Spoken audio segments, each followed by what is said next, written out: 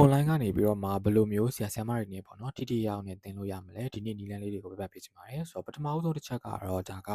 ကိုကပေါ့နော် online ကိုသင်တဲ့အခါမှာ group ပဲဖြစ်ဖြစ်ဒီလို one on one ပေါ့နော်တဦးချင်းပဲဖြစ်ဖြစ်ပေါ့ဆိုတော့ထိရောက်အောင်သင်လို့ရမှာကတော့ဒါအတန်းကိုပုံမှန်တက်မယ်ပြီးလို့ရှိရင် live ပေါ့နော်ဒီ zoom ဆိုလဲ zoom နဲ့လိုက်ပြီးတော့မှတက်မယ်ပေါ့ပြောချင်တာက recording video တွေပဲနားထောင်နေတာမျိုးထက်စားလို့ရှိရင်ဒီလိုမျိုးတိုက်ရိုက်လိုက်တက်ပြီးတော့မှ zoom လိုမျိုး class တွေနဲ့တက်ပြီးတော့မှပဲ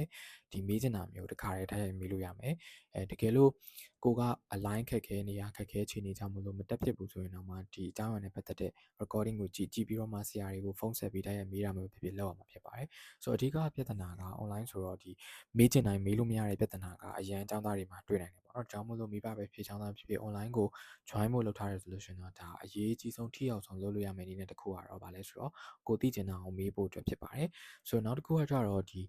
ပုံမှန်ပိုင်းမေးလဲမေးတယ်ဆရာနဲ့လည်းစာလုပ်တယ်ဆိုလို့ရှိရင်ပြီးတော့လို့ရှိရင်တော့ဘာလုပ်ရမလဲဆိုတော့ test လေးတွေပေါ့နော်ဒီဆရာတွေကနေပြီးတော့မှစစ်ပေးနိုင်တဲ့